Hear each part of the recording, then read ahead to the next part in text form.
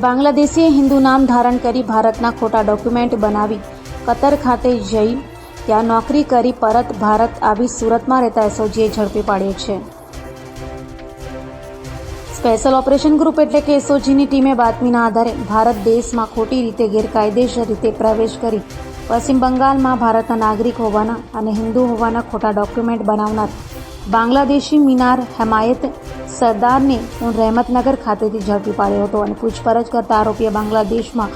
ખોટા ડોક્યુમેન્ટ બનાવ્યા હતા અને તેના આધારે ભારતીય પાસપોર્ટ બનાવી કતાર ખાતે જઈ નોકરી કરી આવ્યો હતો. હાલમાં સુરતમાં રહી તે સેટિંગનું કામ કરતો હોવાની કબૂલાત કરી હતી. હાલ તો એસઓજી આ મામલે ભિસ્તાન પોલીસ મથકમાં ફરિયાદ નોંધાવતા વધુ તપાસ ભિસ્તાન પોલીસે હાથ ધરી છે. એસઓજીને એક ચોક્કસ બાતમી હતી કે ભાઈ ઊન વિસ્તારની અંદર એક મિનાર હેમાયતે સરદાર કરીને એક બાંગ્લાદેશી રહે છે,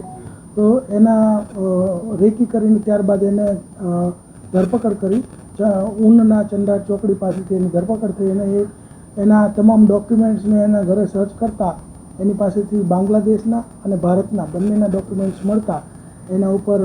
બોગસ ડોક્યુમેન્ટને લગતો, પાસપોર્ટ એક્ટને લગતો અને ફોરેનર્સ એક્ટને લગતો એક ગુનો દાખલ કરીને એની ધરપકડ. આ મિનાર અહીં 2020માં આવેલો, બાંગ્લાદેશની બોર્ડર ક્રોસ કરીને દલાલ મારફતે,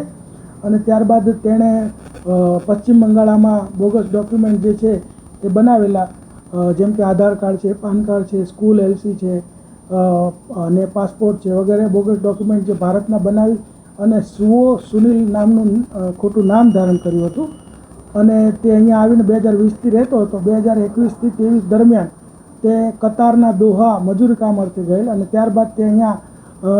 નાની મોટી મજૂરી કામ તથા ગૃહ વિક્રય જે કરતી હોય છોકરીઓ એના દલાલ તરીકેનું